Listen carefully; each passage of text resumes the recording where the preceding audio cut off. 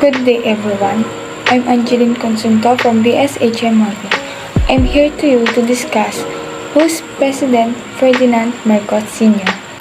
Ferdinand Emmanuel Edralin Marcos Sr., also known by his initial PEM, was a Filipino politician, lawyer, dictator, and kleptocrat who was the 10th President of the Philippines from 1965 to 1986. He ruled under martial law from 1972 until 1981 and kept most of his martial law powers until he was deposed in 1986, branding his rule as constitutional authoritarianism under his Kilusang Bagong Lipunan New Society movement, one of the most controversial leaders of the 20th century. Under rules was infamous for its corruption, extravagance, and brutality.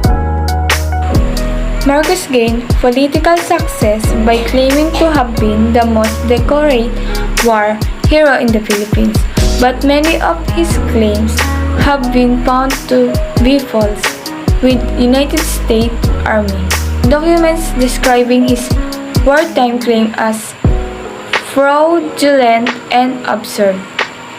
After World War II, he became a lawyer, then served in the Philippines House of Representatives from 1949 to 1959, and the Philippines Senate from 1959 to 1965.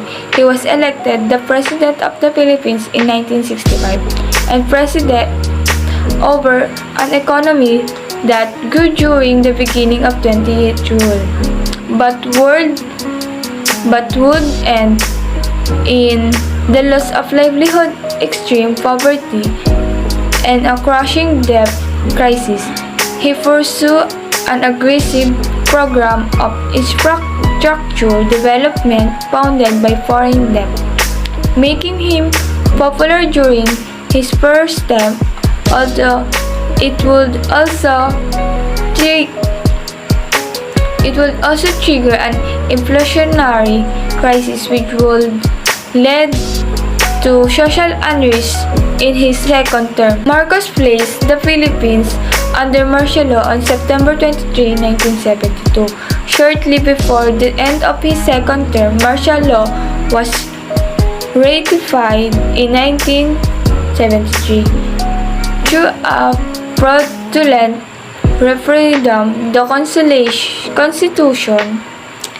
Constitution was revised. Media outlets were silenced, and violence and oppression were used against the political opposition, Muslims, suspected communists, and ordinary citizens. After being elected for a third term in the 1981 Philippine presidential elections, Marcos' popularity suffered greatly due to the economic collapse that began in early 1983 and the public outrage over the assassination of opposition leader Senator Benigno Ninoy Aquino Jr. Later that year, the discontent, the resulting resurgence of the opposition in the 1984 Philippine parliamentary elections and the discovery of documents exposing his financial accounts and false war record led Marcos to call the snap elections of 1986. Allegation of mass cheating, political turmoil, and human rights abuses led to the People's Power Revolution of February 1986, which removed him from power to avoid what could have been a military